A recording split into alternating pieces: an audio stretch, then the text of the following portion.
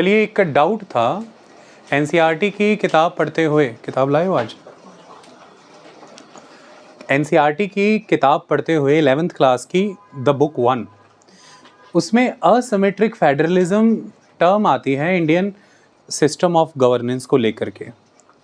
11th class की NCERT किताब है, असिमेट्रिक फेडरलिज्म शब्द पर बात करती है। डाउट वाजिब बनता था। इस पर एक आर्टिकल भी है द हिंदू में, वो आर्टिकल हम आप लोगों के साथ शेयर कर देंगे। मैंने बोर्ड पे लिख भी दिया, आगे भी लिखूंगा। इसे हम समझते हैं। इंडिया असिमेट्रिक फेडरलिज्म को फॉलो करता है। क्या है ये और इंडिया ऐसा क्यों करता है, हम इसे समझने जाएंगे अब। Okay, asymmetric federalism. असिमेट्रिक से पता चल रहा है कि ये सिमेट्रिक नहीं है। ये सारा कॉन्सेप्ट अभी हम समझेंगे। सबसे पहले एक शब्द एग्जिस्टेंस में आ रहा है, फेडरलिज्म। तो हमारे दिमाग में आता है ये क्या है। देखिए, जब हम गवर्नमेंट की बात करते हैं तो उसका टास्क क्या है? आपको गवर्नेंस देना। गवर्नेंस क्या है? वो सभी इंस्टीट्यूशंस, सभी नियम कानून, सारी व्यवस्थाएं, सारी योजनाएं, सारी पॉलिसी, प्रोजेक्ट, प्रोग्राम्स जिनके तहत समाज ऑर्गेनाइज्ड है, ग्रोथ करता है, प्रोग्रेस करता है, अपने ग्रीवेंसेस, अपने इश्यूज़ को रिड्रेस करता है, रिजॉल्व करता है और अपने फ्यूचर प्लान्स को डिसाइड करता है और उस पाथ पे चलता है, अपनी भविष्य की प्रगति को सुनिश्चित करता है। गवर्नमेंट गवर्नेंस देती है और उसके वाया समाज ये सब करता है। Society, we the people. Governance इन सब चीज़ों के लिए ज़रूरी है। आपको नियम कानून से चलाने के लिए, आपकी ज़रूरतों को समझते हुए योजनाएं, प्रोग्राम बनाने के लिए, पॉलिसीज़ बनाने के लिए, आपके भविष्य की ज़रूरतों को समझते हुए भविष्य के लिए रणनीति बनाना, आपके रिसोर्सेज का डेवलपमेंट करना, चाहे वो वाटर डेवलपमेंट है, चाहे फॉरेस्ट डेवलपमेंट है, चाहे B it anything, industrial production को बढ़ाना, एम्प्लॉयमेंट का ग्रोथ करना, सब कुछ। So it is everything, it's the governance. तो इसलिए 2014 में जब बीजेपी जीती तो प्रधानमंत्री नरेंद्र मोदी ने ये कहा था कि minimum government and maximum governance का फॉर्मूला हम फॉलो करेंगे। मिनिमम गवर्नमेंट मतलब नंबर ऑफ अधिकारी कम रखेंगे ताकि जनता, समाज के रिसोर्सेज पे बोझ ज़्यादा ना डालें, क्योंकि तनख्वाहें तो आप ही के पैसे से जाती हैं, हमारी ट्रेजरी से ही जाती हैं। तो गवर्नमेंट मिनिमम रखेंगे ताकि आप जो भी बिज़नेस के लिए प्रोजेक्ट लेकर के आना चाहते हैं या कुछ भी, बार बार सरकार की लाल फीताशाही उसमें ना घुसे, रेड टेपिज्म उसके अंदर ना जाए, बार बार परमिशंस के नाम पर ऑब्स्ट्रक्शंस ना क्रिएट की जाएं। लेकिन मैक्सिमम गवर्नेंस कि जो भी कोई बॉटलनेक्स हैं, जो भी कोई ऑब्स्ट्रक्शंस हैं व्यापार करने में, शिक्षा ग्रहण करने में, रोज़गार लेने में, प्रगति करने में, जो भी उसके रास्ते में अड़चने हैं, हम उसको रिमूव करेंगे। जैसे ईज़ ऑफ डूइंग बिजनेस की दिशा में हम बहुत कुछ करेंगे। तो मिनिमम गवर्नमेंट, मैक्सिमम गवर्नेंस, यानी कि जो नागरिक हैं, हमारे देश के, इस समाज का प्रत्येक जन, उसका जीवन जो है सुगम, सुलभ बने, बेहतर बने, वो एस्पायर कर सके कि वो तरक्की कर सकता है, ये उन्होंने कहा। तो अब सवाल ये खड़ा होता है कि गवर्नमेंट का काम गवर्नेंस देना है, लेकिन ये जो गवर्नेंस है ये अल्टीमेटली खुद अपने गवर्नेंस ऑर्गेनाइज कैसे होती है? Governance is there to organise the society, but हम गवर्नेंस को ऑर्गेनाइज कैसे करें? इसका ऑर्गेनाइजेशन कैसे होता है? क्योंकि अल्टीमेटली गवर्नेंस के तहत नियम कानून है, नियम कानून बनाना, उन्हें लागू करना, क्रियान्वित करना, एग्जीक्यूट करना, योजनाएं बनाना, योजनाओं को लागू करना, भविष्य की रणनीतियां बनाना। तो इसके लिए आप किन्हीं यूनिट्स को तो आइडेंटिफाई करेंगे ही, जो यूनिट्स इन नियम कानूनों को बनाएंगे, इन योजनाओं को बनाएंगे और लागू करेंगे। किसी टीम को तो चुनेंगे ही ना भाई, जो गवर्नेंस का काम करेगी। वो टीम कौन होगी? ये यूनिट्स कौन होंगे? तो हमारे देश, हमारे राष्ट्र के स्तर पर गवर्नेंस को ऑर्गेनाइज करने के लिए हमने 2 यूनिट्स आइडेंटिफाई किए मेनली। एक है unit that is the centre, the केंद्र। एक है यूनिट द स्टेट्स, राज्य। हम केंद्र के स्तर पर और राज्य के स्तर पर गवर्नेंस ऑर्गेनाइज करते हैं। जब भी हम कोई ऐसी व्यवस्था करते हैं जिसमें हम 2 यूनिट्स की बात कर रहे हैं और उन दोनों यूनिट्स को हमने शक्तियां दी हैं कि वो अपने अपने अधिकार क्षेत्र में, अपने अपने जुरिस्डिक्शन में नियम, कानून, योजना, भविष्य की रणनीतियां बनाने के लिए सक्षम हैं और स्वतंत्र हैं, तो इस तरह से जब इन दोनों यूनिट्स को ये शक्तियां मिली हैं, स्वतंत्र प्रभार मिला है, फ्रीडम मिली है उनको, तो ये संघ जैसा प्रबंध नजर आता है, अ काइंड ऑफ फेडरेशन, कि 2 लोग आए और उन्होंने एक फेडरेशन बनाई। ये यूनिटरी सिस्टम जैसा नहीं नजर आ रहा कि एक व्यक्ति आया और वो बॉस है और अपने काम करने के लिए अपनी चॉइस से उसने 10 व्यक्तियों को रख लिया और ये बॉस, ये एक व्यक्ति उन 10 व्यक्तियों को जो काम दे रहा है वो 10 व्यक्ति बस वही काम कर रहे हैं, ये इस व्यक्ति के ही अधीन काम कर रहे हैं। जब चाहे ये 10 से 5 कर देगा, 10 से 4 कर देगा, 10 के 15 भी कर सकता है, इसकी चॉइस है। सारी शक्तियां इसके पास है, सारे नियम कानून ये बना रहा है, सारी भविष्य की रणनीतियां ये बना रहा है। वो लोग बस इसके दिए आदेश की पालना कर रहे हैं, वो 10 के 10 लोग। ये है एकाधिकार वाली एक गवर्नेंस, जिसमें एक अधिकार एक के पास, the unitary system, a unit. कितने यूनिट गवर्नेंस को ऑर्गेनाइज करने? 1 unit, a unit, unitary system. लेकिन पहले वाली में कितने unit? 2 units, not a unit. और दोनों यूनिट्स अपने अपने क्षेत्र में स्वतंत्र प्रभारी हैं, उन्हें स्वतंत्रता है, तो वो संघ है, फेडरेशन। आई बात समझ में? तो ऐसे में हमारी कंट्री में एक फॉर्म ऑफ फेडरलिज्म एग्जिस्ट करता है। गवर्नेंस को ऑर्गेनाइज फेडरल पैटर्न पे किया गया है। समझ में आई बात? लेकिन हम अमेरिका की तरह ट्रू फेडरलिज्म या ट्रू फेडरेशन कॉन्सेप्ट फॉलो नहीं करते। वहाँ पे ट्रू फेडरेशन, एकदम सच्ची जैसी एक फेडरेशन होती है, वैसा हमारे यहाँ ऐसा नहीं है। हमारे यहाँ फेडरलिज्म तो है, कामकाज में फंक्शनली फेडरल हैं हम, लेकिन अगर आप शक्तियों का बंटवारा देखेंगे तो शक्तियां अधिक केंद्र के पास आ जाती हैं। तो 2 units are there, but not both the units are equal, so it is not true federation. दोनों यूनिट्स समान रूप में शक्तियां धारण किए हुए नहीं है। मैंने बोला अपने अपने क्षेत्र में जो उन्हें काम मिले उसमें वो स्वतंत्र हैं, लेकिन जो शक्तियां हैं वो दोनों की समान नहीं है। ऐसा है कुछ। यूनिट तो 2 हैं, फेडरेशन तो है, पर दोनों यूनिट्स में पावर्स की, रिस्पॉन्सिबिलिटीज की, रिसोर्स डेवलपमेंट की इनइक्वालिटीज हैं। तो ये कुछ संघ, पूरा संघ है ऐसा नहीं, ये यूनिटरी है ऐसा नहीं, ये कुछ अर्ध संघ जैसा नजर आता है। कॉसी फेडरल, कॉसी पूरा नहीं, पार्शियली फेडरल, आधा फेडरल, अर्ध संघ। सो इंडिया में हम कॉसी फेडरल सिस्टम फॉलो करते हैं।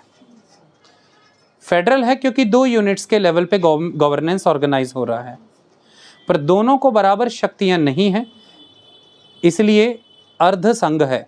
पर ऐसा नहीं है कि यूनिट ही एक है, नहीं, 2 यूनिट हैं और उन यूनिट्स को केंद्र सरकार पैदा नहीं कर रही है और केंद्र शक्तियां नहीं दे रहा है। वो यूनिट्स संविधान से शक्तियां ले रहे हैं, उनको कार्यक्षेत्र संविधान ने दिया है, सेंट्रल गवर्नमेंट ने नहीं, सेंट्रल यूनिट ने नहीं। तो वो सेंटर के नुमाइंदे या एजेंट की तरह काम नहीं कर रहे, वो अपने क्षेत्र में स्वतंत्र होकर काम कर रहे हैं। They are autonomous in their territorial jurisdiction, they are autonomous.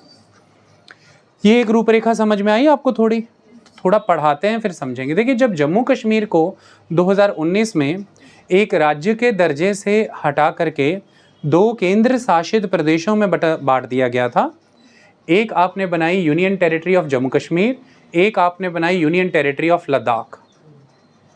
ये एक अनूठा उदाहरण था अब तक का, क्योंकि अब तक बॉर्डर स्टेट्स जो बहुत ही सेंसिटिव माने जाते थे, जहाँ पर कई तरह के वायलेंसेस के एपिसोड्स रहा करते थे, उन बॉर्डर स्टेट्स के साथ जैसा डील होता था सेंटर का, वो दैट वाज डिफरेंट।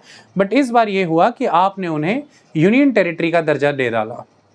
ओके, जबकि इतिहास में अगर हम देखें तो लंबे समय से हम ये चीज़ देखते आ रहे थे कि संविधान जब हमारा एग्जिस्टेंस में आया, हमने उस संविधान के तहत, क्योंकि अंग्रेजों का शासन था भारत में, हमने उस संविधान के तहत हमारे देश में स्टेट्स और यूनियन टेरिटरीज, मेनली आप स्टेट्स मान लीजिए, ऑल द यूनिट्स, हमने जो ऑर्गेनाइज किए वो पार्ट ए, बी, सी और D, part A category, part B category, part C category, part D category, इनमें ऑर्गेनाइज किए, जिनमें पार्ट ए कैटेगरी में वो राज्य आते थे जो आज़ादी के मतलब जो संविधान के एग्जिस्टेंस में आने के पहले जो क्या हुआ करती थी, द प्रेसिडेंसीज, द प्रोविंसेस, वो पार्ट ए में आते थे।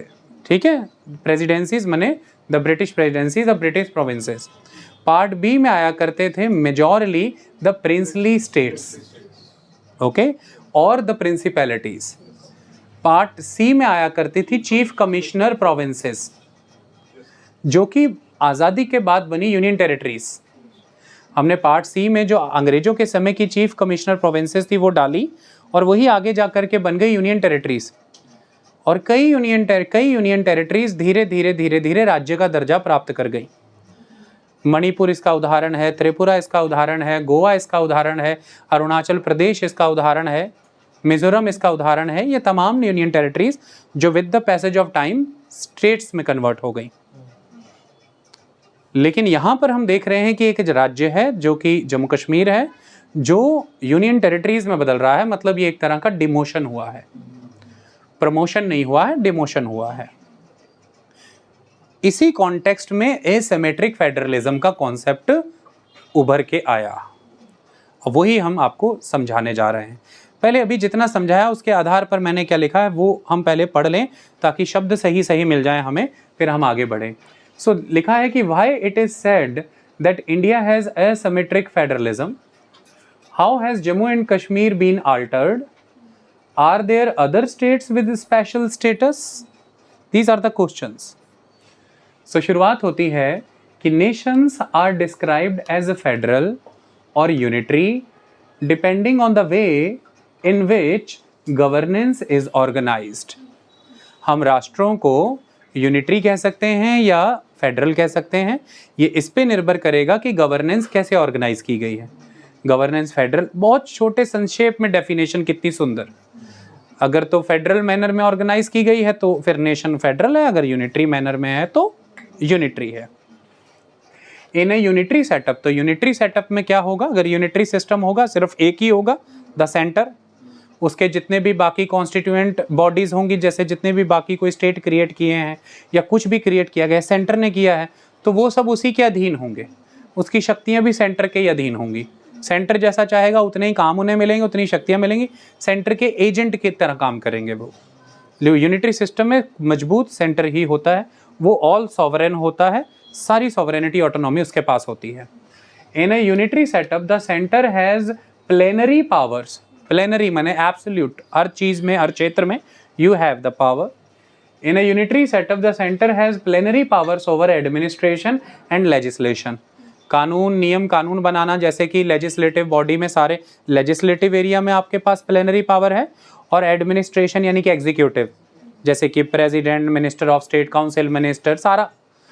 तीसरी तो जुडिशरी की ब्रांच है ना, वो तो अलग ही रखेंगे ना अपन, 2 ब्रांचेस ना, main legislative and executive, administration माने एग्जीक्यूटिव। तो यूनिटरी सिस्टम में लेजिस्लेटिव और एग्जीक्यूटिव दोनों डोमेन में सेंटर ऑल पावरफुल होता है।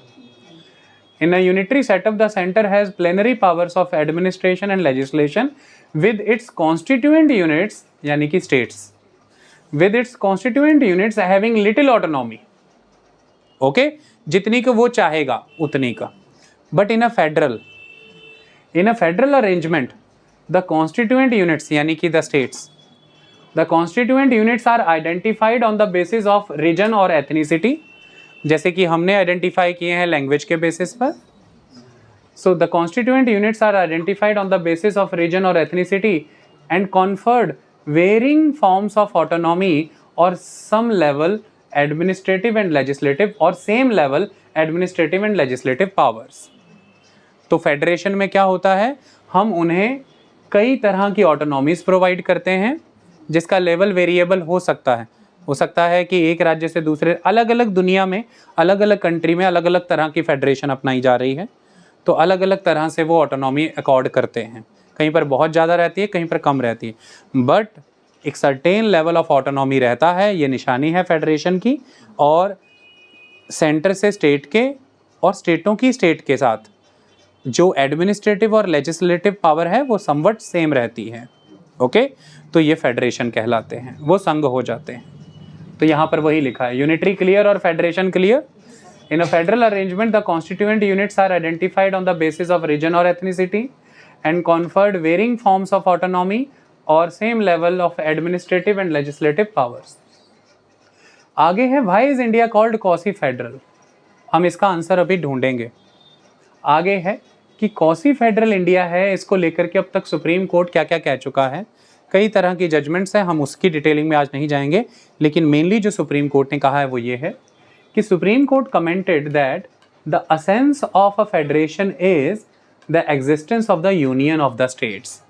वो ये कहते हैं कि कॉन्स्टिट्यूशन में चाहे फेडरल या फेडरलिज्म या फेडरेशन शब्द इस्तेमाल नहीं हुआ है, कॉन्स्टिट्यूशन में ये गिवन नहीं है, लेकिन फेडरलिज्म का जो मेन एसेंस है वो कहाँ से आता है, वो इस फ्रेज से आता है कि India union of the states है. India union of the states है, मतलब यहाँ पर यूनिटरी सिस्टम नहीं नज़र आ रहा, स्टेट्स का अपना एक एग्जिस्टेंस दिख रहा है और भारत उनका संघ है. तो भारत राज्यों का संघ है. India is a union of the states.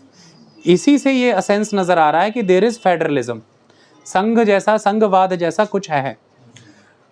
तो supreme court commented that the असेंस of a federation is the existence of the union of the states and the distribution of powers between them, और उनके बीच में powers distributed हैं. ठीक है. अच्छा, इससे अलग है दूसरा concept, that is USA. Court ने ही ये कमेंट किया, USA union of the states नहीं है, USA federation of the states है. यूएसए के लिए जो फ्रेज यूज होता है it is a federation of the state. अब इसका मतलब समझो, देखो यूनियन ऑफ द स्टेट्स और फेडरेशन ऑफ द स्टेट में क्या फ़र्क है. यूनाइटेड स्टेट्स ऑफ अमेरिका में क्या होता है कि जो स्टेट्स हैं, हर स्टेट की जो टेरिटरी है, जैसे यहाँ पंजाब की, हरियाणा की अपनी टेरिटरी है, हर स्टेट की अमेरिका में जो टेरिटरी है वो अपनी टेरिटरी में ऑल सॉवरेन है, ऑल पावरफुल है. मतलब वहाँ की जो फेडरल गवर्नमेंट है, सीधी भाषा में आप उसे सेंट्रल गवर्नमेंट समझो, पर टेक्निकली वो फेडरल है. वहाँ की जो फेडरल गवर्नमेंट है वो स्टेट्स की बाउंड्रीज़ को आल्टर नहीं कर सकती, वो स्टेट्स को बना या ख़त्म नहीं कर सकती, वो स्टेट्स के अस्तित्व को छेड़छाड़ नहीं सकती.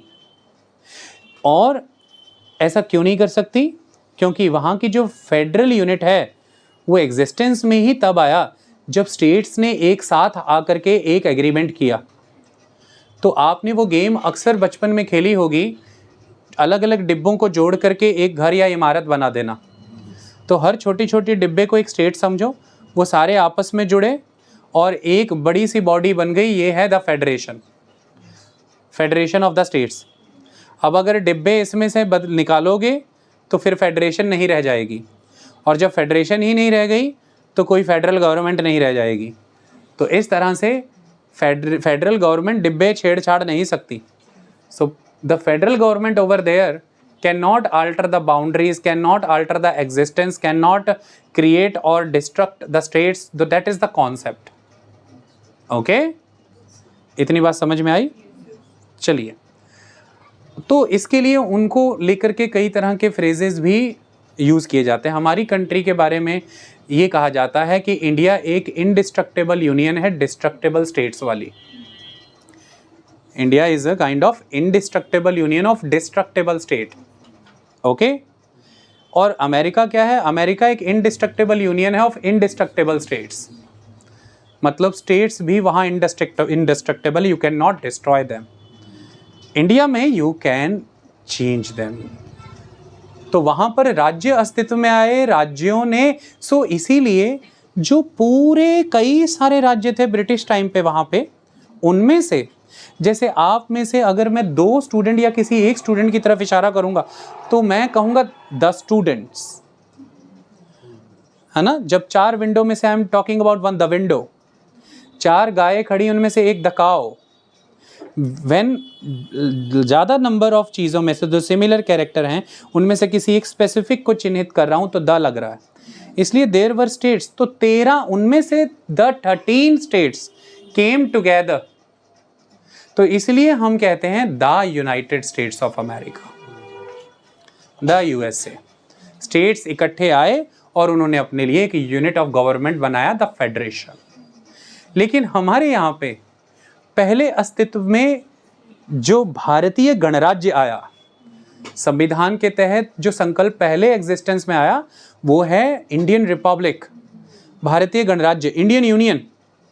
उसने फिर अलग अलग कैटेगरी के स्टेट्स बनाए, पार्ट ए कैटेगरी के स्टेट्स, पार्ट बी कैटेगरी के स्टेट्स, पार्ट सी कैटेगरी के स्टेट्स और पार्ट डी कैटेगरी के स्टेट्स। ये बात आपको दिमाग में रखनी है। और उसके तहत फिर आज आप देख सकते हैं कि जो आपके शुरुआती जो स्टेट्स एग्जिस्टेंस में आए, हमने पहले शुरुआती तौर पर हमने स्टेट्स रीऑर्गेनाइजेशन कमीशन के आधार पर स्टेट्स रीऑर्गेनाइजेशन एक्ट बनाया और उस तरह से अपने कंट्री को रीऑर्गेनाइज किया। तो पहले एक यूनियन एग्जिस्टेंस में था, इसलिए तो उस यूनियन का पार्लियामेंट एग्जिस्टेंस में था, इसलिए तो उस यूनियन के पार्लियामेंट ने स्टेट्स रीऑर्गेनाइजेशन एक्ट पास किया, इसलिए तो फिर उस एक्ट के आधार पर ही 1956 ऑनवर्ड्स राज्यों का पुनर्गठन होना शुरू किया भारत में। तो यहाँ पर राज्यों ने एक साथ आकर के एक केंद्र को जन्म नहीं दिया, एक यूनियन को जन्म नहीं दिया। यूनियन है वो आगे आकर के फिर राज्यों को ऑर्गेनाइज करेगा, ओके।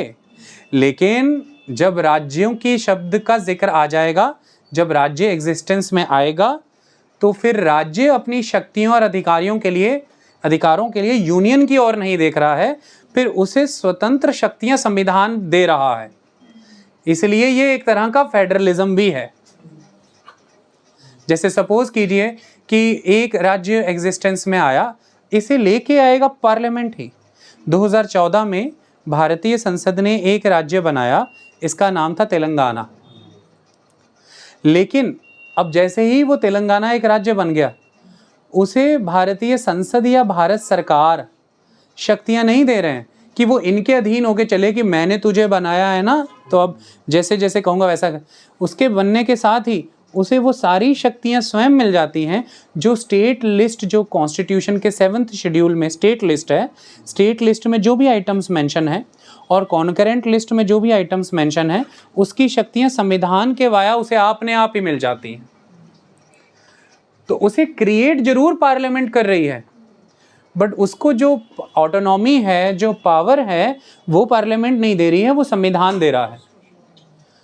तो union is there and union is creating the state, but union is not entitled to authorize the state to exercise its power. The authorization is being given by the constitution. So that's why those units, those who have been created by the parliament, are not under the subjugation of the parliament. They are not under the subjugation of the parliament. They are under the obligation of the constitution. And that's why they are having independent authority, autonomy and sovereignty under the items mentioned in the state list. So the person who is going to create the state cannot obstruct the state that you can do this or that. After being created, they are independent in their jurisdictional areas, and that independence is being given by the constitution. That's why India is a federation, but not the true federation. Okay? तो इस तरह से हमारे देश में USA से अलग concept काम कर रहा है। वहाँ पे राज्य आते हैं और एक संघ बनाते हैं। यहाँ पे संघ है, वो राज्यों का गठन करेगा, पुनर्गठन करेगा, ऑर्गेनाइजेशन करेगा, पर जब राज्य एग्जिस्टेंस में आता है फिर वो संघ के अधीन चल के काम नहीं कर रहा। केंद्र और राज्य दोनों ही संविधान की तरफ देख रहे हैं। इस बात को समझिए, दोनों को अथॉरिटी कॉन्स्टिट्यूशन से मिल रही है। केंद्र के लिए यूनियन लिस्ट है और स्टेट्स के लिए स्टेट लिस्ट है। केंद्र, सेंटर और स्टेट दोनों के लिए एक कॉन्करेंट लिस्ट भी है, समवर्ती सूची। इतनी बात समझ में आई। लेकिन फिर ये यूनिटरी भी है, मैं प्रूव करूंगा। So USA is a federation of the state का मतलब स्टेट्स की जो टेरिटरीज हैं, स्टेट्स अपनी टेरिटरीज में लेजिस्लेशन और एडमिनिस्ट्रेशन को लेकर के ऑल सॉवरेन है। They are all sovereign, very strong, okay.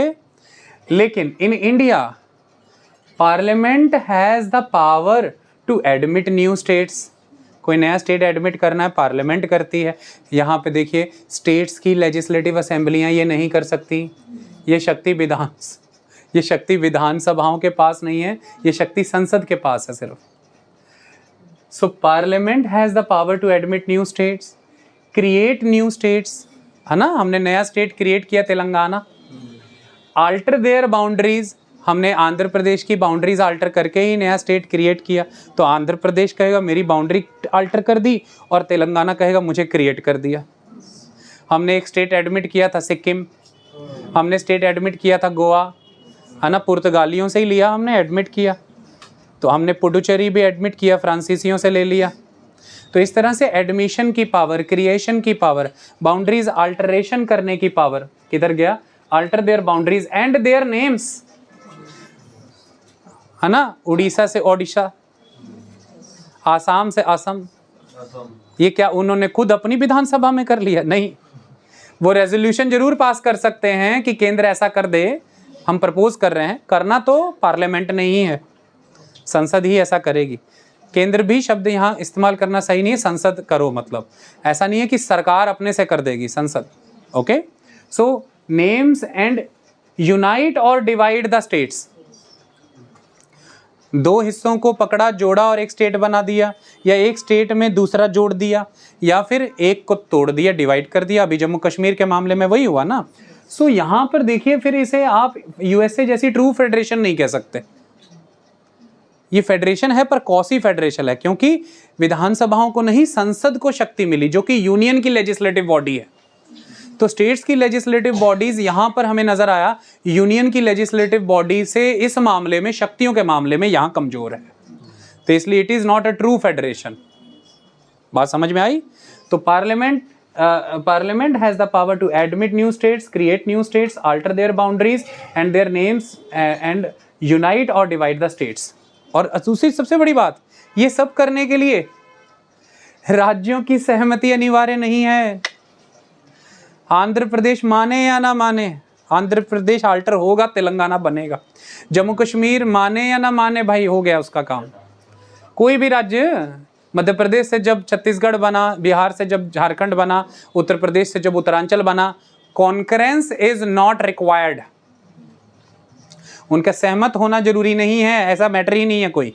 So the concurrence of states is not needed for the formation and unmaking of states and union territories. The concurrence is not needed. Parliament having the exclusive authority. कोई state आके रोक नहीं सकता कि आप हमें तोड़ नहीं सकते। अगर यही ताकत दे देते तो फिर पार्लियामेंट की ताकत का मतलब ही क्या था? और वहां अमेरिका में स्टेट्स एक साथ आके फेडरेशन बना रहे हैं। फेडरेशन बाउंड्री को, उनकी शक्तियों को, उनकी टच नहीं कर सकता। और यहाँ पर स्टेट की बाउंड्री अल्टर कर दी, स्टेट से निकाल के एक स्टेट बना दिया, स्टेट को तोड़ दिया, स्टेट से कोई नया स्टेट जोड़ दिया, कुछ नया बना दिया, कुछ कर नहीं सकते आप। लेकिन एक बार स्टेट जब बन गया, अब तेलंगाना बन गया, तो फिर ऐसा नहीं है कि पार्लियामेंट बोले कि हमने बनाया, जैसा कह रहे हैं वैसा चल, या सेंटर की गवर्नमेंट बोले ऐसा। फिर वो कह रहे हैं अब तो कॉन्स्टिट्यूशन में स्टेट लिस्ट में जो लिखा है हम तो उसके मुताबिक अब चलेंगे। तो फेडरेशन भी है बट कॉसी, अर्धसंघ, क्योंकि ज्यादा शक्तियां किसकी तरफ झुकी हैं? केंद्र की तरफ। एक उदाहरण तो ये बताया, बाकी उदाहरण बताने जा रहा हूं। कॉन्करेंट लिस्ट का कॉन्सेप्ट भारत में एग्जिस्ट कर रहा है, जो कि अमेरिका में इस फॉर्म में एग्जिस्ट नहीं करता। और कॉन्करेंट लिस्ट क्या कहती है? यूनियन लिस्ट में गिवन आइटम्स पे कानून बनाएगी यूनियन लेजिस्लेचर यानी कि संसद। स्टेट लिस्ट में गिवन आइटम्स पे कानून बनाएगी स्टेट विधानसभाएं। कुछ एक्सेप्शनल केसेस हैं जिन केसेस में केंद्र के पास अधिकार आ जाता है उन पर कानून बनाने का, बट उसको अभी छोड़ के चलो, हम पॉलिटी तो कर नहीं रहे। लेकिन मेजॉरिटी स्टेट लिस्ट में गिवन आइटम्स पर कानून बनाती हैं विधानसभाएं। कॉन्करेंट लिस्ट में गिवन आइटम्स पर कानून बनाने की शक्ति केंद्र और राज्य दोनों को है, दोनों बना सकते हैं। लेकिन अगर किसी परिस्थिति में इन दोनों कानूनों में विरोधाभास हो जाए, कॉन्ट्राडिक्शंस या टकराव हो जाए, तो केंद्र का कानून प्रिवेल करेगा। तो यहां पर भी फिर शक्ति कॉन्करेंट लिस्ट के मामले में किसकी हुई? अधिक केंद्र की। लेकिन यहां रोकिए, अभी अमेरिका से इसका एक और कंपैरिजन करूं। संविधान बनाते समय यह कहा गया कि जो कोई मैटर ना स्टेट लिस्ट में है, ना कॉन्करेंट लिस्ट में है और ना यूनियन लिस्ट में है, बट ऐसी कोई चीज भविष्य में आती है और लगता है उससे जुड़ा हुआ कोई कानून बनाना है, तो वो तो रेजिडरी मैटर हो गया ना, बचा हुआ मामला। जैसे आगे जाकर के कंप्यूटर एग्जिस्टेंस में आ गया। अब जब संविधान बन रहा था तब कंप्यूटर तो था ही नहीं, तब इंटरनेट तो था ही नहीं। तो अब इंटरनेट मंत्रालय किसके पास आएगा? इंटरनेट को कौन रेगुलेट करे? कंप्यूटर को कौन रेगुलेट करे? तो ऐसी भविष्य में तमाम चीजें जो एग्जिस्टेंस में आती, बट कॉन्स्टिट्यूशन में अभी उसका जिक्र नहीं है कि वो किस लिस्ट में है, वो है रेजिडरी आइटम्स। तो रेजिडरी आइटम से जुड़ी हुई रेजिडरी पावर्स किसके पास हैं? इंडिया में पार्लियामेंट के पास हैं, लेकिन यूएसए में स्टेट्स के पास हैं। कितने स्ट्रांग है वहां पे स्टेट्स, देखिए। सो अमेरिका में residuary powers are lying with the states, India में residuary power is lying with the parliament. वो पार्लियामेंट के अधिकार क्षेत्र में आया, इसलिए ये हुआ क्वासी फेडरल। एक और शक्ति आपने देखा झुकी हुई है केंद्र की ओर। बड़े पैमाने पर भारतीय राज्य अपने फाइनेंशियल रिसोर्सेज डेवलप करने के लिए सेंटर पर डिपेंडेंट है। उनकी फाइनेंशियल रिसोर्सेज डेवलप करने की कैपेसिटी लिमिटेड है। इस मामले में भी केंद्र ज़्यादा मजबूत है, केंद्र ताकतवर है। फिर बहुत से मामले हैं जिनमें एक्सक्लूसिवली डील ही केंद्र करता है, जैसे कि सीधा सीधा सिटीजनशिप का मामला है, कौन डील करता है? सेंटर। जैसे यूपीएससी में ऑल इंडिया सर्विसेज का मामला है, केंद्र डील करता है उसको लेकर के। ऐसे तमाम मामले हैं जिनमें केंद्र ही एक्सरसाइज प्रैक्टिस करता है। ओके, चलिए तो आगे बढ़ते हैं। So the concurrence of states is not needed for the formation and unmaking of states and union territories. Concurrent list question mark डाला था, समझा दिया। In India the states are sovereign in their prescribed legislative field. यानी कि state list में लिखी items को लेकर के वो अपने हिसाब से सॉवरेन है, ऑटोनॉमस हैं, काम कर सकते हैं अपनी टेरिटरी के अंदर। प्रिस्क्राइब्ड मतलब कि कहीं लिखा गया है, that is in the state list, कि वो किन किन मामलों पर लेजिस्लेट कर सकते हैं, कानून बना सकते हैं। इसलिए इसके लिए फ्रेज वर्ड यूज हुआ है प्रिस्क्राइब्ड लेजिस्लेटिव फील्ड। मतलब they can legislate on the items given in the state list present in the 7th schedule. That's why the terminology is the prescribed legislative field. So in India, the states are sovereign in their prescribed legislative field and their executive power is coexistence with their legislative power.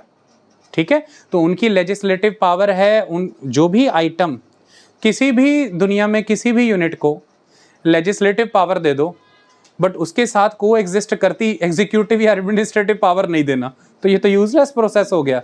तुम्हें कानून बनाने की शक्ति है, लेकिन उस कानून को क्रियान्वित करने की, उसे एडमिनिस्टर करने की शक्ति नहीं, तो बैठे रहो, फिर मुंह उठा के बैठे रहो, बस कानून बनाओ और एडमिनिस्टर तुम नहीं कर सकते। तो what is this nonsense power? तो इसीलिए हमारे यहाँ पर जो स्टेट्स हैं वो अपने आइटम्स पे कानून भी बनाते हैं और फिर उनसे जुड़ी एडमिनिस्ट्रेटिव अथॉरिटी भी उनके पास है। केंद्र अपनी यूनियन लिस्ट्स में कानून बनाता है और उससे जुड़ी एडमिनिस्ट्रेटिव अथॉरिटी उसके पास है। जैसे कि करेंसी का मामला है, जैसे कि बैंकिंग का मैटर है, ये सब चीज़ें, जैसे कि फॉरेन अफेयर्स हैं, जैसे कि सेना का रखरखाव है, ये सब एक्सक्लूसिवली केंद्र के मामले हैं। तो केंद्र इन सी चीज़ों से डील करता है। फॉरेन पॉलिसी राज्य नहीं ना कर सकते, केंद्र करता है। सो the states are sovereign in their prescribed legislative field and their executive power is coexistence with their legislative power, but it is clear that the power of the states are not coordinate with the union. मतलब वो union के समकक्ष नहीं है, उससे match नहीं करती, उसके बराबर नहीं है, उससे कमतर हैं। इसलिए हम ये कह रहे हैं कि ये क्वासी फेडरल है। हर जगह पर हमने देखा, and this is why the constitution is often described as quasi federal. तमाम चीज़ों में राज्य को बनाना और भंग करना पार्लियामेंट डिसाइड कर रहा है। फाइनेंशियल रिसोर्सेज डेवलपमेंट में राज्य निर्भर हैं केंद्र के ऊपर। फिर समवर्ती सूची कॉन्करेंट लिस्ट में अगर पोजीशन दोनों की टकरा गई तो ओवरराइडिंग पावर किसके पास है? सेंट्रल लॉ के पास, यूनियन पार्लियामेंट्री लॉ के पास है। फिर इसके अलावा अगर हम देखें तो रेजिडरी पावर्स किसके पास आ रही हैं? पार्लियामेंट के पास आ रही हैं।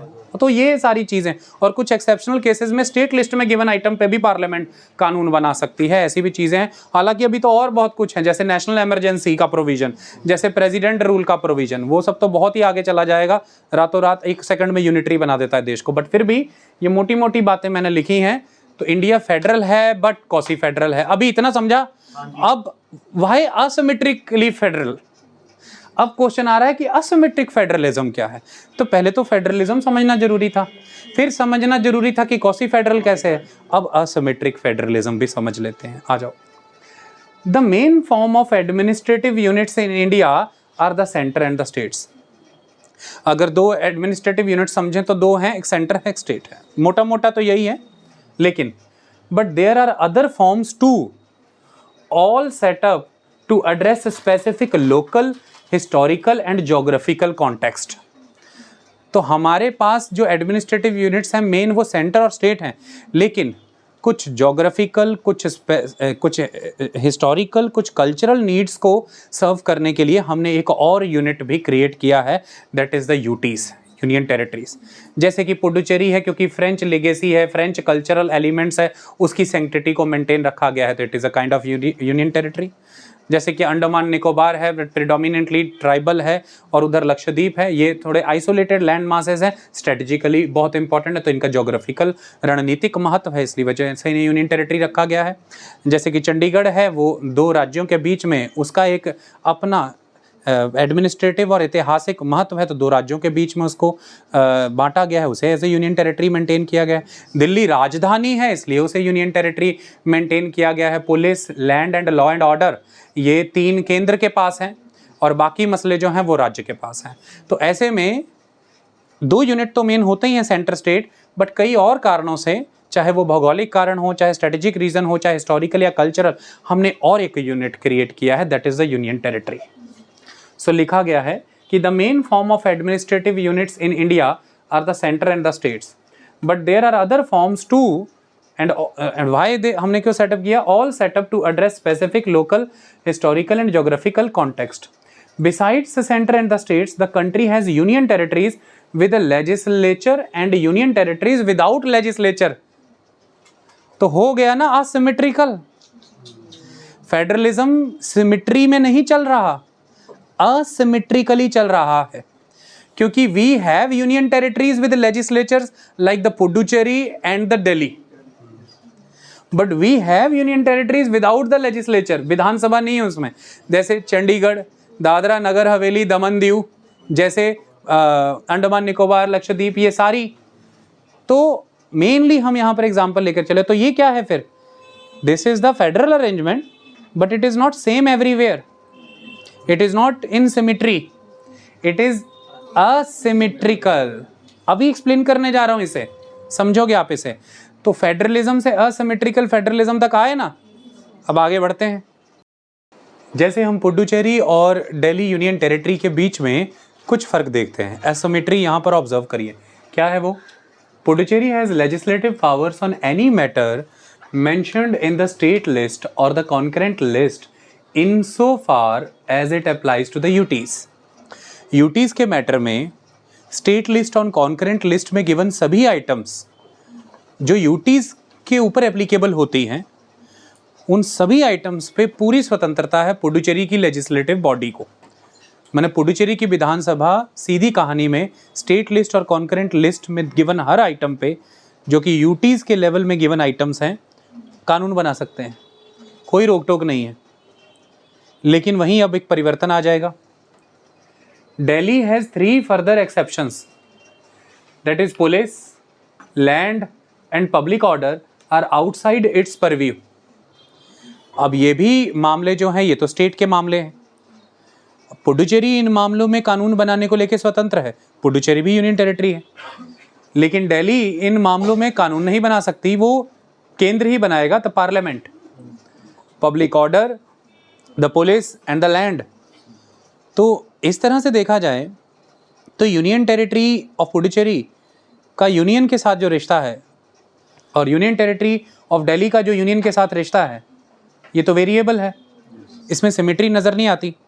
अच्छा, लेकिन इन दोनों में फिर भी एडमिनिस्ट्रेटर को, यानी कि अगर हम लेफ्टिनेंट गवर्नर की बात करें दिल्ली के केस में और पुडुचेरी के केस में, they are the lieutenant governors. Otherwise Chandigarh के केस में बात करें और बाकी यूनियन टेरिटरीज़ के केस में इट इज़ एडमिनिस्ट्रेटर। तो फिर भी अगर हम बात करें तो इन दोनों यूनियन टेरिटरीज़ में एटलीस्ट एडमिनिस्ट्रेटर को एडवाइस करने के लिए there is a council of minister. मतलब एडमिनिस्ट्रेटर, जैसे देश के स्तर पर प्रेसिडेंट के ही नाम पर सारे काम होते हैं, लेकिन उसे एडवाइस कौन करता है? The union council of minister headed by the prime minister, सरकार। और राज्यों के स्तर पर गवर्नर को कौन एडवाइस करता है? स्टेट की council of minister headed by the chief minister. तो इन यूनियन टेरिटरीज़ में फिर भी काउंसिल ऑफ मिनिस्टर है एडवाइस करने के लिए एडमिनिस्ट्रेटर को, बट बाकी की यूनियन टेरिटरीज़ में तो ये वाली काउंसिल ऑफ मिनिस्टर भी नहीं है। तो फिर उन यूनियन टेरिटरीज़ का यूनियन के साथ रिलेशन और भी वेरिएबल है। तो 3 लेयर यहाँ पे दिख रही हैं। यूटी ऑफ पुडुचेरी काफ़ी ज़्यादा अधिकार, यूटी ऑफ दिल्ली पुडुचेरी वाले से कम अधिकार, एंड अदर यूटीज़ नो अधिकार। पार्लियामेंट ही कानून बनाएगा। 3 चरण पर इन तीनों के यूनियन के साथ रिश्ते अलग अलग। Asymmetric federalism, not the symmetric federalism. Okay, so वो चीज़ यहाँ पर लिखी गई है। सो हाउएवर पार्लियामेंट हैज़, लेकिन अब आप यहाँ पर अब फिर और देखिए और असिमेट्री कहाँ आ रही है। अब यूटीज़ और स्टेट्स में भी फ़र्क है। देयर यूटीज़, स्टेट की विधानसभा अगर कोई कानून बना ले और वो स्टेट लिस्ट में गिवन आइटम पे कानून बनाया है, तो पार्लियामेंट कानून बना के उस कानून को ओवरराइड नहीं कर सकती, अपने कानून को उस पर प्रभावी नहीं बना देगी। लेकिन अब यूटीज़ के लेवल पे एक और लेयर आ गई। यूटीज़ ने अपनी, यूनियन टेरिटरीज़ ने अपनी शक्तियों के तहत कानून बना लिया, स्टिल इसके बाद भी पार्लियामेंट के पास अथॉरिटी है कि वो उस कानून को अपने कानून से ओवरराइड कर देगी। उसी का केस अभी दिल्ली में केस चल भी रहा था। The parliament, union parliament can do this. तो यहाँ पर एक और पार्लियामेंट का राज्यों की विधानसभाओं से रिश्ता, मतलब यूनियन का स्टेट से रिश्ता और यूनियन का यूटी से रिश्ता। No doubt UT of Puducherry UT of Delhi से ज़्यादा अधिकार रखती हैं, लेकिन ओवरऑल जो यूटीज़ भी हैं जिनके पास विधानसभाएं हैं भी, वो कानून बना भी लें तो वो राज्यों के बराबर की ताकत नहीं है उनके पास, क्योंकि उनके कानूनों को ओवरराइड कर सकता है पार्लियामेंट फर्दर। फिर और एक और एसिमेट्री आ गई। तो however parliament has overriding powers over any law. Look at this phrase, UPSC के favorite statements, some laws or any laws over any law made by the assembly in the UTs. Parliament के पास there is overriding power। कई बारी ऐसे articles discuss करते हुए, कई बारी polity की किताब पढ़ते पढ़ते हम स्ट्रक्चर, फंक्शन, पावर में इतना लिप्त हो जाते हैं कि ऐसे पॉइंट्स मिस हो जाते हैं। लेकिन जब ऐसे आर्टिकल्स के वाया करते हैं तो वो उभर के आते हैं और यही पूछे जाते हैं एग्जाम्स में। ये फ़ायदा हो जाता है थोड़ा करने का। ओके, बाकी तो किताब में पढ़ते ही अपन। So Puducherry has legislative powers on any matter mentioned in the state list और the concurrent list in so far as it applies to the UTs. But Delhi has 3 further exceptions, that is the police, land and public order are outside its purview. But however parliament has overriding power over any law made by the assembly in the UTs. तो conclusion करने जा रहा हूँ। Conclusion क्या आ रही है? So just as the center and the states do not have matching powers in all matters, there are some differences in the way some states and other constituent units of the Indian Union relate to the center. This creates a notable asymmetry in the way Indian federalism works. और यही है asymmetric federalism। थोड़ी asymmetries देखें जरा और। Article 370 Jammu Kashmir से associated था और अगस्त 2019 में 5 अगस्त 2019 जिस दिन उसे भंग कर दिया गया, उसके पहले तक आर्टिकल 370 अब दिन तक भारत में सबसे ज़्यादा असिमेट्रिक रिलेशन क्रिएट करता था J&K का सेंटर के साथ, इंडियन यूनियन के साथ। वो क्या असिमेट्रिकल था अभी समझ लेते हैं। क्या क्या शक्तियाँ थी जो धारा 370 कहना गलत है, वो अनुच्छेद 370 है, उसके ख़त्म होने से चली गई। आर्टिकल 370 के एग्जिस्टेंस को समझते हैं। मैंने कि अगस्त 2019 के एक दिन, 5 अगस्त के एक दिन पहले तक क्या था? Before the abolition of article 370 J&K में पहला, state was allowed to have its own constitution.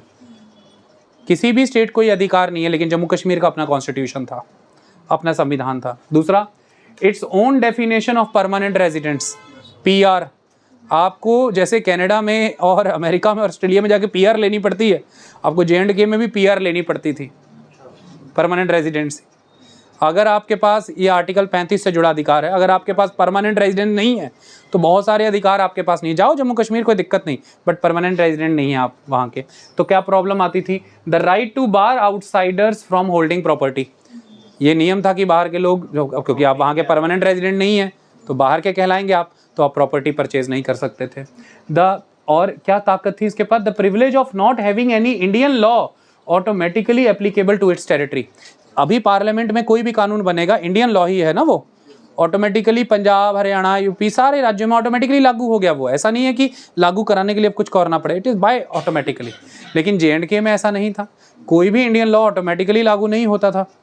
उसके लिए क्या करना पड़ता था? इंडियन लॉज अगर वहाँ लागू होने तो कैसे? Specifically permitted by its assembly before it could operate there. आई बात समझ में? तो उसको जम्मू कश्मीर में एडमिट करवाती थी उस कानून को। कौन एडमिट कराती थी? Assembly of the Jammu Kashmir. Okay, so the privilege of not having any Indian law automatically applicable to its territory. Indian laws applicable होते थे, specifically permitted by its assembly before it could operate there. वो वहाँ पर operate होने से पहले specific permission से होके गुजरते थे, जो J&K की असेंबली से मिलता था उसे। ओके, अदरवाइज वो जम्मू कश्मीर के दरवाजे पे जा करके भारतीय कानून खड़े हो जाते थे, वहाँ की असेंबली फिर अनुमति देती थी तो फिर वहाँ लागू होते थे। बाकी राज्यों में ऐसा नहीं होता। फिर अगला, अच्छा दूसरी बात, इंडियन पेनल कोड है, सारे राज्यों में लागू हो रहा है कि नहीं? IPC, India criminal procedure code है, सारे देश में लागू हो रहा है, लेकिन उनका अपना पेनल कोड था, अपना क्रिमिनल प्रोसीजर कोड था। तो allowed to have its own penal and criminal procedure code. Okay, ये सारी चीज़ें। और कॉन्स्टिट्यूशन के कौन से प्रोविजन लागू होंगे, कौन से नहीं? कॉन्स्टिट्यूशन भी प्लेनली ऐसे लागू नहीं होगा, क्योंकि आर्टिकल 370 के तहत खास संरक्षण हमको। इसके लिए समय दर समय फिर प्रेसिडेंट नोटिफाई किया करते थे कि ये प्रोविजन लागू होगा, ये प्रोविजन लागू होगा, ये प्रोविजन लागू होगा, कुछ मॉडिफिकेशंस के साथ या कई बार बिना मॉडिफिकेशंस के। So president was empowered to notify from time to time the provisions of the constitution that could be extended to the state with और विदाउट मॉडिफिकेशंस। इतनी तगड़ी असिमेट्री अब तक किसी ने शेयर नहीं की है इंडियन यूनियन के साथ जितनी जम्मू कश्मीर कर रहा था। लेकिन सिर्फ आर्टिकल 370 ही ऐसे स्पेशल स्टेटस की बात करता है ना, there are special statuses given to the other states. Article 371 के तहत, आर्टिकल 371 के तहत ये क्या बात करता है? ये गवर्नर को कुछ विशेष अधिकार देता है इन राज्यों में। हम हमेशा से ये जानते हैं कि किसी भी राज्य में जो गवर्नर है, जैसे अभी पंजाब में जो गवर्नर है बनवारी लाल पुरोहित, हमारे गवर्नर पंजाब राज्य के। अब हमारे जो गवर्नर हैं उनको एक लिमिट कर दिया गया। कैसे लिमिट किया गया? पूरे देश में ऐसा है कि गवर्नर के नाम पे ही सारे एग्जीक्यूटिव वर्क होते हैं, एग्जीक्यूटिव डिसीजन होता है, but governor council of minister की एड एंड एडवाइस के साथ चलेंगे। ऐसा कोई लम्हा, ऐसा कोई पल या क्षण ना आए जब गवर्नर काउंसिल ऑफ मिनिस्टर की एड एंड एडवाइस के बिना रहे। इसीलिए ही ये प्रोविज़न किया गया कि जब पिछली विधानसभा भंग हो जाती है और नई विधानसभा के चुनाव चल रहे होते हैं, तो नई विधानसभा के चुनाव होके जो पार्टी मेजॉरिटी में आएगी वो नई काउंसिल ऑफ मिनिस्टर बनाएगी। तो पिछली विधानसभा भंग हो जाने से नई विधानसभा के अस्तित्व में आने के बाद नई काउंसिल ऑफ मिनिस्टर बनने तक इन बिटवीन एक काउंसिल ऑफ मिनिस्टर काम कर रही है जो पिछली वाली है। तो विधानसभा भंग हो गई है पर सरकार इज कॉन्टिन्यूअस, क्योंकि गवर्नर कभी भी काउंसिल ऑफ मिनिस्टर की एड एंड एडवाइस के बिना नहीं रहना चाहिए, क्योंकि गवर्नर रूल या प्रेसिडेंट रूल नहीं है अपने देश में, जनता का रूल है और उसने जो पॉपुलर गवर्नमेंट चुनी है वो रूल करेगी, तो गवर्नर को वही तो एड और एडवाइस करेगी। लेकिन अब कुछ राज्य हैं जिनको आर्टिकल 371 के तहत article 371 A, B, C, D ऐसा करके गवर्नर को विशेष अधिकार दे दिए। मतलब उस समय में गवर्नर उन मामलों में जिन मामलों में उन्हें विशेष अधिकार दिए हैं, अपने राज्य की काउंसिल ऑफ मिनिस्टर की कंसल्टेशन को ओवरराइड कर जाएगा, अपने विवेक से चलेगा, जिसे कहते हैं अपनी डिस्क्रिशन से चलेगा। काउंसिल ऑफ मिनिस्टर की एड एंड एडवाइस से नहीं, अपने विवेक से चलेगा। और अगर काउंसिल ऑफ मिनिस्टर की एड एंड एडवाइस भी वही है तो अच्छी बात है, बट ये वो अपने ही विवेक से चलेगा, वो उसे ओवरराइड कर सकता है। सो आर्टिकल 371 क्या कहता है? Empowering the governors to discharge some special responsibility. कुछ खास दायित्व दिए गए हैं। कौन से राज्य हैं? मेनली महाराष्ट्र, गुजरात, मणिपुर, नागालैंड, सिक्किम, अरुणाचल प्रदेश। आई बात समझ में? मैं क्या क्या काम दिए गए हैं वो मैं आपको अभी बता देता हूं। जैसे कि खास तरह के बोर्ड बनाने को कहा गया है महाराष्ट्र में, विदर्भ और मराठवाड़ा डेवलपमेंट बोर्ड बनाने को कहा गया है गवर्नर को कि विदर्भ और मराठवाड़ा इलाकों के लिए आप डेवलपमेंट बोर्ड बनाएंगे। ऐसे ही गुजरात के मामले में सौराष्ट्र, कच्छ और गुजरात के बाकी इलाकों के मामले में कहा गया है कि आप बोर्ड बनाएंगे। काउंसिल ऑफ मिनिस्टर कुछ 3-5 नहीं कर सकती यहाँ पे, वो बोर्ड बनाएंगे और वो बोर्ड अपना काम करेगा। ऐसा विशेष अधिकार है गवर्नर के पास। आई बात समझ में? और बाकी तमाम राज्यों को लेकर के भी ऐसे अधिकार हैं। सो कॉमन फीचर क्या है कि wherever governors have been asked to discharge special responsibilities, their discretionary power overrides the process of consultation with the respective council of ministers. तो ये एक और असिमेट्रिक रिलेशन हो गया। अब देयर आर स्टेट्स, जैसे पंजाब है, ऐसे आर्टिकल 371 में कवर नहीं हो रहा है तो कोई स्पेशल स्टेटस नहीं है, तो यहाँ के गवर्नर को ऐसा कोई विशेष अधिकार नहीं है।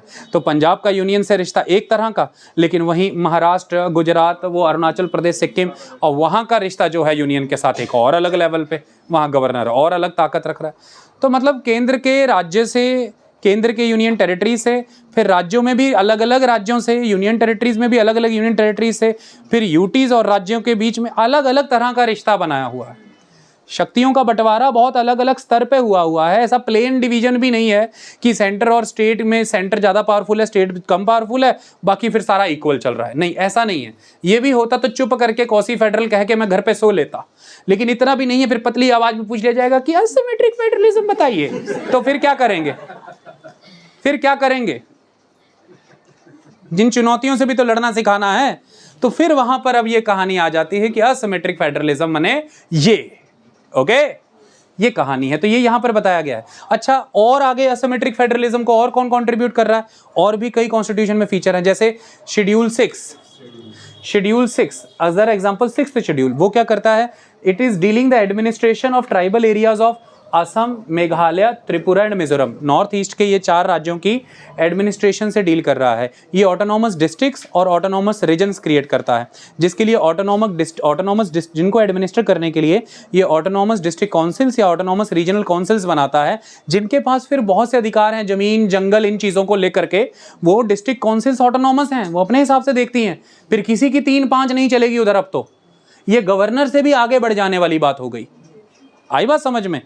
तो मतलब इस तरह से आपने अलग अलग लेवल पर विशेषाधिकार दिए हैं। ये असिमेट्रिक फेडरलिज्म की कहानी है। अब मैं 2 मिनट ले रहा हूं आपको थोड़ा सा महसूस कराने के लिए कि किन किन क्षेत्रों में इस तरह के प्रबंध किए गए हैं, इसलिए आर्टिकल वाइज थोड़ा थोड़ा पढ़ने जा रहा हूं। जस्ट ऑब्जर्व दिस, क्रैम मत करिएगा, रटिएगा मत, just observe this. Article 371 says the governor of Maharashtra has a special responsibility to establish separate development boards for Vidarbha, Marathwada and the rest of the state. While the governor of Gujarat has a similar responsibility towards the Saurashtra, Kutch and the rest of Gujarat. The responsibilities cover equitable allocation of funds for development expenditure and providing facilities for technical education and vocational training. मतलब development board बनाने हैं जो इन चीज़ों का ख्याल रखेंगे। अच्छा, article 371A क्या कहता है? It confers special status on Nagaland. क्या होगा? Under this provision no law made by the parliament in relation to Naga customary law and procedures including civil and criminal justice matters and ownership और transfer of land and resources will apply to Nagaland. मतलब Naga people के जो customary law हैं, culture, custom, manner को protect किया गया है और उनकी ज़मीन को लेके मलकियत अधिकारों को प्रोटेक्ट किया गया है। तो कोई लॉ जो इन चीज़ों को इन्फ्रिंज करे या अल्टर करे या बदलाव करे, ऐसे लागू नहीं होगा। कैसे? Unless the legislative assembly of Nagaland decides so, जब तक वो नहीं तय करते। So the protection of Naga laws and customs was written in the constitution following the July 1960 agreement between the center and the Naga People's Convention under which the state was later फिर created, later state बनाया गया इसके बाद। तो ये सारी बातें करके ही नागा पीपल राजी हुए नागालैंड इंडियन कॉन्स्टिट्यूशन के प्रोविजन के अंडर बनाने के लिए, कि हमने उनके कस्टमरी लॉज को, उनके ज़मीनी अधिकारों को सुरक्षित रखा, कि ऐसा नहीं है कि देश के कानून आकर के आपके इन मामलों में इन्फ्रिंज करेंगे जब तक आपकी असेंबली नहीं मानेगी। फिर वो थोड़े शांत हुए और इंडियन यूनियन का हिस्सा बनने को तैयार होकर कॉन्स्टिट्यूशन में आ गए। Further the governor of Nagaland has a special responsibility regarding law and order in the state. Law and order को लेकर के गवर्नर के पास स्पेशल रिस्पॉन्सिबिलिटी है। अब ये सेंटर ने इसे बॉर्डर स्टेट के तौर पर देखते हुए और थोड़ा कंट्रोल में रखने के लिए अपना जो एजेंट है दैट इज द गवर्नर, उसको थोड़ा सा इधर से एम्पावर कर दिया कि लॉ एंड ऑर्डर को लेकर के गवर्नर के पास थोड़ी ज़्यादा शक्तियां हैं। तो बॉर्डर वाला प्रबंध भी सेंटर ने मैनेज कर दिया और उधर उनकी जो अपनी अस्मिता को जिंदा रखने के लिए जो उन्हें अधिकार सुरक्षित चाहिए थे वो भी उनको दे दिए। दोनों चीज़ें देख लिए हमने, मेंटेन कर लिया। बॉर्डर सेंसिटिविटी भी मेंटेन हो गया क्योंकि प्रेसिडेंट के द्वारा गवर्नर नियुक्त किया जाता है और गवर्नर जो है वो काम करेगा उसी मैनर में, तो उसको खास अधिकार यहाँ लॉ एंड ऑर्डर के मामले में दे दिया। बस थोड़ा ओवरऑल ही समझिए, एक फ्रेमवर्क ही डेवलप कराना चाह रहा हूं कि क्या है असिमेट्रियां। अच्छा, article 371B contained a special provision for Assam under which a committee of legislators from the tribal areas was formed to look after their interest। जो भी लोग ट्राइबल एरिया से एज अ विधायक चुन करके आए हैं विधानसभा में, उन लोगों की एक कमेटी बना देंगे। मतलब विधानसभा में ऑलरेडी चुने हुए, दे आर लेजिस्लेटर्स, बट तब पता हाथ कर कहेंगे हाथ खड़ा करो कौन कौन ट्राइबल एरिया से आया, फिर उन लोगों की कमेटी बना देंगे कि आप लोग अपने जो आदिवासी इंटरेस्ट हैं उन मामलों को लेकर के आपकी कमेटी देखती रहा करे। And the tribal areas later become Meghalaya state. आगे फिर वो मेघालय स्टेट बने। Under article 371C the hill areas of Manipur, हमने मणिपुर में अभी इतना कुछ देखा, the hill area of Manipur ought to have a committee of legislators. फिर वहां से भी हमने ये पढ़ा भी था कि वहां के जो लेजिस्लेटर वहां की विधानसभा के हिस्सा हैं उनकी एक कमेटी बनती है। So article 371C the hill areas of Manipur ought to have a committee of legislators. The governor has a special responsibility to make an annual report to the president on the administration of the hill areas. कि hill areas कैसे administer हो रहे हैं उसको लेकर special report president को send करते हैं कि हिल एरियाज कैसे मेंटेन हो रहे हैं। The centre is empowered to give directions to the state as far as these areas were concerned। और यहाँ सेंटर एम्पावर है स्टेट को डायरेक्शंस देने के लिए। गवर्नर ने स्पेशल रिपोर्ट बना के प्रेसिडेंट को भेजी और प्रेसिडेंट किसकी एड एंड एडवाइस से चल रहे हैं, सेंट्रल काउंसिल ऑफ मिनिस्टर की। उस रिपोर्ट को पढ़ा करके सेंटर ने फिर जो देखा कोई कमी पेशी नजर आई तो सेंटर ने फिर वो एम्पावर्ड है कि वो राज्य को डायरेक्ट करेगा इन मुद्दों को लेकर के कि ये देखिए गड़बड़ चल रहा है, देखिए राज्य केंद्र का हस्तक्षेप हो गया कि नहीं हो गया हिली एरियाज को लेके। तो मतलब जो हिली एरियाज के ट्राइबल लोग हैं उनके अधिकारों को सुरक्षित रखने के लिए किया गया है कि प्लेन एरियाज के लोग कहीं हावी ना हो जाए उन पर।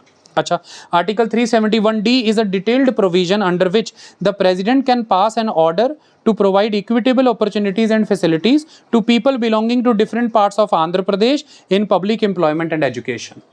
यह आंध्र प्रदेश से जुड़ा मुद्दा है और राष्ट्रपति के पास विशेष अधिकार है पब्लिक एम्प्लॉयमेंट और एजुकेशन को लेकर, सरकारी नौकरियां और शिक्षा को लेकर के।